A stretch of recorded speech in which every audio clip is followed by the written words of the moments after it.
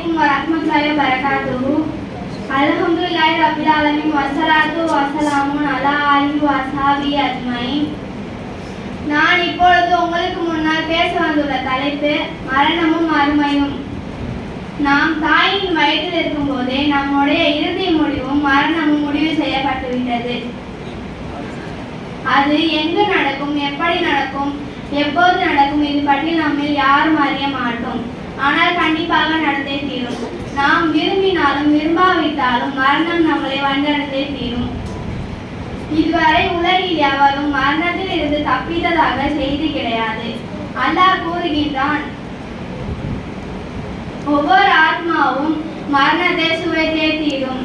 நீங்கள் எங்கிருந்தாலும் மரணம் உங்களை வந்தடைந்தே தீரும். நீங்கள் உயர்ந்த கோட்டைகளில் இருந்தாலும் சரி.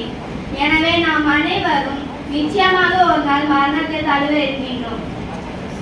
நாம் அமர்ந்திருக்க இதே பள்ளிவாசலையோ இல்லது இது போன்றதொரு மற்ற பள்ளிவாசலையோ நம்முடைய உடலை கபான் செய்து இறுதி பிரார்த்தனைக்காக எடுத்து வர இருக்கிறார்கள். அப்படியானால் நம்முடைய மரணம் நமக்கு எப்படி அமைந்திருக்க வேண்டும்? வாருங்கள், அல் குர்ஆனில் ஓதிய அண்ணல் நபி ஸல்லல்லாஹு அலைஹி வஸல்லம் அவர்களின் பொன்மொழியின் அழகில் கொஞ்சம் பார்த்துவிட்டு வருவோம். அல்லாஹ் கூறுகின்றான், நீங்கள் எங்கிருந்தாலும் மரணம் உங்களை வந்தடைந்தே தீரும். பலமான உயர்ந்த கோட்டைகளில் இருந்தாலும் சரி. மறுமையின் அடையாளங்களில் திடீர் மரணம் அதிகமாகிவிடும். மேலும் ஒரு நல்ல சாலிகான அமல் செய்தவரின் நிலை என்னை விரைவாக அடக்கம் செய்ய தூக்கி செல்லுங்கள் என்று கூறும். பாவம் செய்த மனிதரின் ஜனாசா என்னை எங்க தூக்கி செல்லுங்கள் என்று புலமும். இந்த சத்தத்தை மனிதரை தவிர மற்ற ஜீவராசிகள் அனைத்தும் கேட்க முடியும் என்று நபி ஸல்லல்லாஹு அலைஹி வஸல்லம் அவர்கள் கூறுகின்றார்கள். ஒரு மையத்தை 3 செயல்கள் அவன் மரணத்திற்கு பின் தொடரும். அவன் குடும்பம், அவன் செல்வமும், அவன் அமல்கள். இதில் அவன் குடும்பமும் அவன் செல்வமும் அவனை விட்டு விலகிவிடும். கடைசியில் கபரில் வைக்கும் போது அவன் இவ்வுலகில் செய்த அமல்கள் மட்டும்தான் அவனோடு வரும் என்று நபி ஸல்லல்லாஹு அலைஹி வஸல்லம் அவர்கள் கூறுகின்றார்கள். யாராக இருந்தாலும் இவ்வுலகில் மட்டும்தான் நம்மோடு இருப்பார்கள். கடைசியில் அமல்கள் மட்டும்தான் நம்மோடு வரும் என்று நாம் புரிந்து கொள்ள வேண்டும்.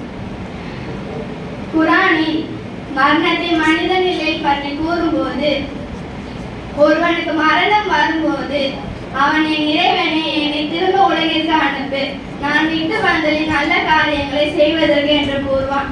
அவன் கூறுவது வெறும் வார்த்தையாக மட்டும்தான் இருக்கும். அவன் மீண்டும் உலகிற்கு வரவே முடியாது. அப்படி யாராவது இறந்தவர்கள் வந்திருந்தால் நபி ஸல்லல்லாஹு அலைஹி வஸல்லம் அவர்கள் வந்திருப்பார்கள். அல்லாஹ் அவர்களுக்கே அந்த வாய்ப்பை தரவில்லை என்றால் நாம் எல்லாம் எந்த நிலை என்று சிந்திக்க வேண்டும். ஒவ்வொரு கூட்டத்தாருக்கும் ஒரு தவணை உண்டு.